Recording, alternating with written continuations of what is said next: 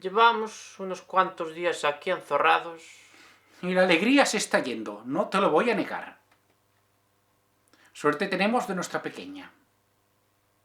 Bueno, esto va ratos, porque hace 5 minutos estábamos bailando la Macarena delante de la tele. Eso no se dice.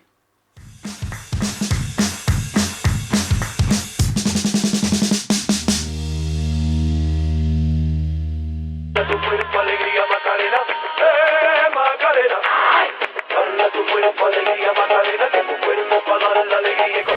Bueno, que habrá que hacer un poco de ejercicio, Bueno, ¿no? pues tenemos que dar pena, para que nos vean. Ay, pues lo estamos pasando fatal. No muy mal. Lo estamos pasando fatal, necesitamos el apoyo de todo el mundo. Suerte que tenemos a nuestra pequeña, a nuestra perrita. Sí. Es diu Percebe.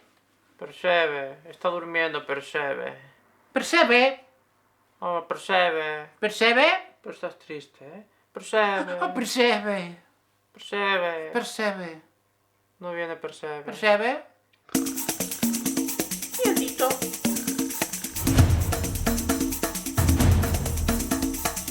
Estaba pensando yo, estamos haciendo ejercicio delante de la tele, así, pum, pa, pum, pa, pum, pa, alegrándote un poco, pues podríamos hacerlo también nosotros, no sé, poner nuestro canal mientras tanto. Nos agachamos, cogemos un Percebe. A la bolsa. Nos agachamos, cogemos otro Percebe.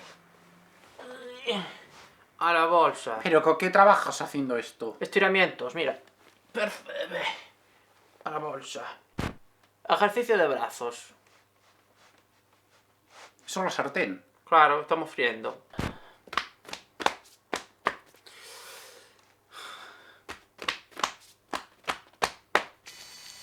Y así empezamos a sudar, a sudar, a sudar. Y el cuerpo pues empieza a emitir calor y a sentirse uno más vivo.